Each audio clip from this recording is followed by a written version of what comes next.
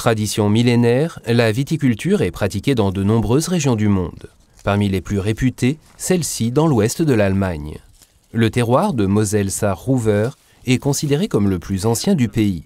On y cultive principalement le Riesling, qui après des années passées dans l'ombre d'autres cépages, connaît un renouveau auprès des amateurs, à la grande satisfaction de viticulteurs comme Hanno Zilliken. Je pense que nous traversons une période très heureuse pour la viticulture allemande, avec la renaissance du Riesling et de la vigne en général, une renaissance dont nous n'aurions pu que rêver il y a encore 20 ans. Issu d'une longue lignée, ce viticulteur de la Sarre qui produit exclusivement du Riesling va bientôt transmettre le vignoble à sa fille Dorothée. Elle appartient à une nouvelle génération de vignerons en Allemagne qui se distingue avant tout par son absence de complexe.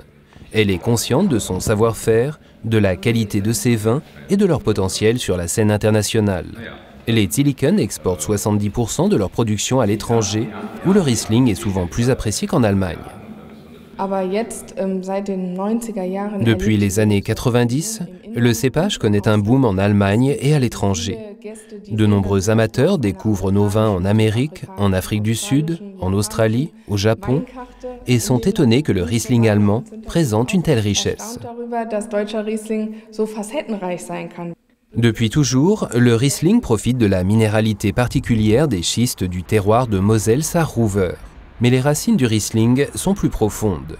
Les jeunes vignerons allemands, conscients de la qualité et de la tradition du cépage, ont fondé l'initiative Génération Riesling pour donner une visibilité internationale à leurs vins et à leur méthode de production. Parmi eux, Kai Hausen, qui cultive avec des amis une petite vigne dans la vallée de la Ruwer, près de Trèves. Caviste de profession, il produit durant son temps libre son propre Riesling, selon les critères de qualité les plus élevés, mais sans pression. En cave, notre philosophie se résume à « moins on en fait, mieux c'est ». Nous lui laissons simplement tout le temps dont il a besoin. Le projet 156, comme l'ont baptisé les amis vignerons, est un passe-temps prenant. Mais le résultat commence à se faire un nom parmi les amateurs, car c'est un vin particulier. Plus on investit de temps dans la vigne, plus elle est reconnaissante en termes de qualité, de quantité ou de plaisir. À contre-courant d'une recherche de rentabilité à tout prix, les producteurs comme Kai Hausen et Dorothée Zilliken parviennent par leur passion et leur engagement à tirer le meilleur du Riesling. On sent vraiment qu'ils sont d'ici, ils sont singuliers et inimitables. C'est ça qui est formidable. À la recherche des meilleurs crus, le voyage peut sembler sans fin. Nul doute cependant qu'il passe désormais aussi par le Riesling.